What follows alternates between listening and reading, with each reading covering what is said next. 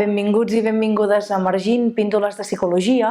Avui portem un tema que és una mica complicat, que és delicat i que sovint ens pensem que hi ha coses que no existeixen o que no passen, o minimitzem algunes situacions que per algú pot ser molt dolorós, i aquest vídeo pretén una mica donar veu a totes aquelles persones que han viscut un dol perinatal, un dol durant la gestació o al cap de poc de néixer la criatura, d'acord?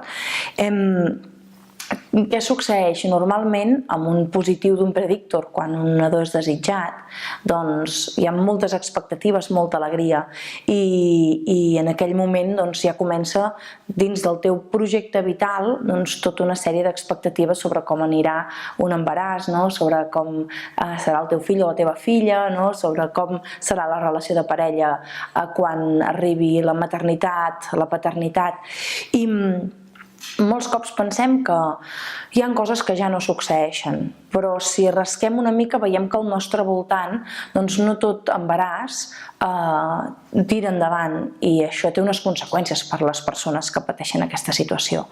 Què vol dir això? La majoria d'embarassos van bé, d'acord? Des que hi ha el positiu fins que hi ha el naixement, la majoria d'embarassos van bé. Però aquest vídeo pretén donar eines a aquelles persones que quan es troben que un embaràs no va bé, sàpiguen que tenen recursos i que poden buscar ajuda per poder superar una situació que és difícil. I per què es parla del dol no reconegut? Doncs perquè sovint es minimitza el dolor que se sent en una situació d'aquest tipus, i a més es marquen com tres diferències força importants. Aquelles pèrdues, aquells avortaments naturals que es perden dins dels 2 o 3 primers mesos d'embaràs. Hi ha molta gent que li treu importància, i realment qui pateix una pèrdua d'aquest tipus sent una quantitat de dolor que és incalculable. D'altres persones ho porten millor, però hi ha certes persones que realment és una pèrdua molt dura, encara que s'estigués de 6, 7, 8, 10 setmanes, d'acord? Llavors hi ha com una segona etapa, aquells embarassos que es perden en una setmana més avançada que aquests 3 primers mesos, quan potser ja hi ha panxa, ja ho sap tothom, quan potser ja s'han començat a comprar les primeres coses per al nadó, i sembla que socialment tenim integrat que és una mica més dur aquesta pèrdua.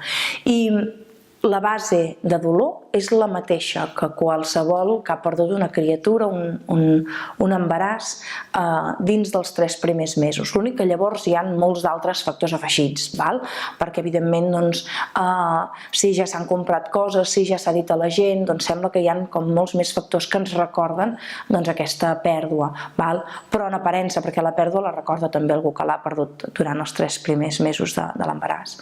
I llavors també hi ha les pèrdues gestacionals que es donen o bé a terme de l'embaràs o durant el part o just en el postpart. Avui parlarem d'aquest tipus de pèrdues, és a dir, avui ens referim a durant l'embaràs o just en el naixement. Llavors n'hi ha moltes d'altres, malauradament.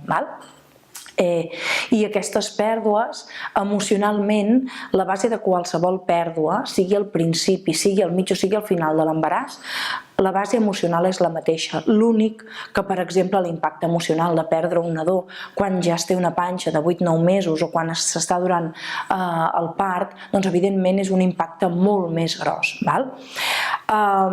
Farem i tenim un altre vídeo en el que parlem de com actuar quan algú ens diu que ha tingut una pèrdua gestacional. Avui no entrarem, d'acord? Aquest vídeo és més per donar suport a totes aquelles persones que viuen aquesta situació i per convidar-les a que busquin ajuda. Hi ha moltes entitats, moltíssimes, que estan especialitzant-se en temes de dol gestacional, dol perinatal, i us animem a que busqueu ajuda si us trobeu en una situació d'aquest tipus, d'acord? En el vídeo deixarem alguns enllaços d'algunes entitats que potser us poden donar un cop de mà, d'acord?